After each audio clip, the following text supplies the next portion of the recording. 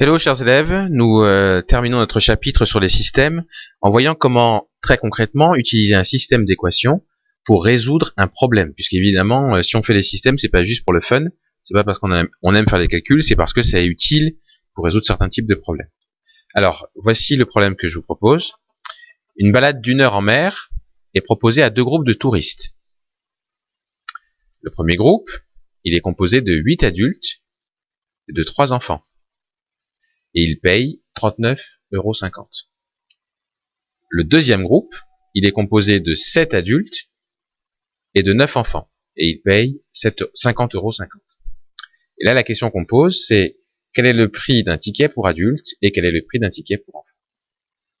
Donc là, vous voyez, il y a deux choses qu'on cherche. On cherche le prix d'un ticket pour un adulte et aussi le prix pour un ticket pour un enfant. Donc, nos deux inconnus, ça paraît assez naturel de choisir pour la valeur de X le prix d'un billet pour adulte, pour un adulte, et Y le prix d'un billet pour un enfant. Donc moi ce que je veux savoir c'est quoi X, c'est quoi Y. Alors si je regarde le premier groupe, on dit qu'il est composé de 8 adultes et de 3 enfants et qu'en tout il paye 39,50 €. Ce que je peux dire c'est que 8 fois le prix, le nombre d'adultes fois le prix du billet, ça va correspondre au prix que paye un adulte, enfin tous les adultes je veux dire. Donc ça veut dire que, pareil pour les enfants, 3 fois le prix du billet d'un enfant, c'est le prix que tous les enfants vont payer. Et au total, qu'est-ce qu'on a? Qu'est-ce qu'on doit obtenir? 39,50 €. Si je veux traduire ça par une équation, ça me donnera donc 8 fois Y, donc le prix pour les adultes, plus 3, non, je dis 8 fois Y, c'est 8 fois X, pardon. 8 fois X, plus 3 fois Y, donc le prix que les enfants vont payer. En tout, ça donne quoi? 39,50 €, donc 39,50 €.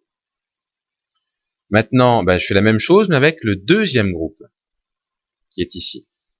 Donc il y a 7 adultes et 9 enfants. Donc 7 fois X, donc le prix d'un billet pour adulte, plus 9 fois Y. Et ça doit être égal, pour le deuxième groupe, il paye 50,50 €. Donc vous voyez là, qu'est-ce que j'ai fait? J'ai pu faire mon système. J'ai pu faire mon système d'équations. Donc maintenant, il faut résoudre le système. Alors vous avez deux méthodes pour le résoudre, ou la méthode par substitution qu'on a vue ensemble, ou alors la méthode par combinaison qu'on a aussi vue ensemble. Généralement, on ne le fait pas avec la méthode graphique, sauf si on vous le demande expressément. En tout cas, moi j'ai résolu le système pour vous, et quand on résout le système, eh bien on trouve comme solution 4 pour le prix d'un billet, 4 €, donc pour le prix d'un billet adulte, et puis 2,50 € pour le prix d'un billet enfant. Faudrait juste, là je l'ai pas fait, mais comme c'est un problème, il faudrait quand même,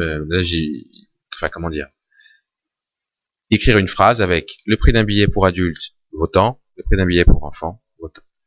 Donc voilà comment on peut se servir d'un système pour résoudre un problème particulier.